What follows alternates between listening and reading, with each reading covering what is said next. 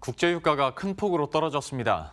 유가 상승을 위한 산유국들의 감산카드에 제동이 걸렸고 또 글로벌 경기 둔화로 원유 수요마저 줄어들 것이란 전망이 나오면서 3년 만에 최대 낙폭을 기록했습니다.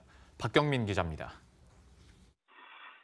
현지 시간으로 13일 뉴욕 상업거래소에서 12월 인도분 서부 텍사스산 원유는 전날보다 배럴당 7.74% 떨어진 $55 29센트의 거래를 마쳤습니다. 지난 2015년 9월 이후 3년여 만에 가장 큰 폭의 하락입니다. 1981년 서부 텍사스산 원유 시장이 문을 연 이후 처음으로 12거래일 연속해서 유가가 떨어졌습니다. 유가 급락의 주된 원인은 수시로 원유 생산량을 조절하며 유가를 조정해오던 산유국들의 움직임에 제동이 걸렸기 때문입니다. 세계 최대 산유국인 사우디아라비아는 산유국들이 하루 100만 배럴씩 원유 생산량을 줄여야 한다고 밝히며 감산을 시도했습니다.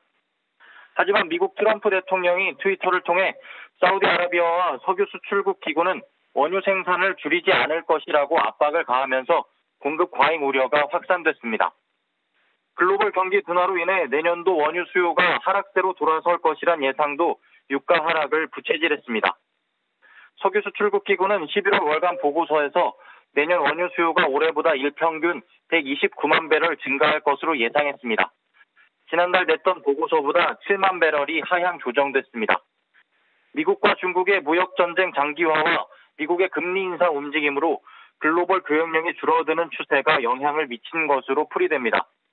석유 수출국 기구는 원유 수요는 둔화되는 반면 산유국들의 생산량은 확대되는 것으로 나타났다며 과잉 공급에 대한 우려를 나타냈습니다.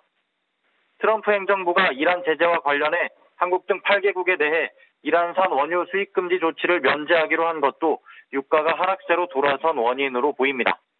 머니투데이 방송 박경민입니다.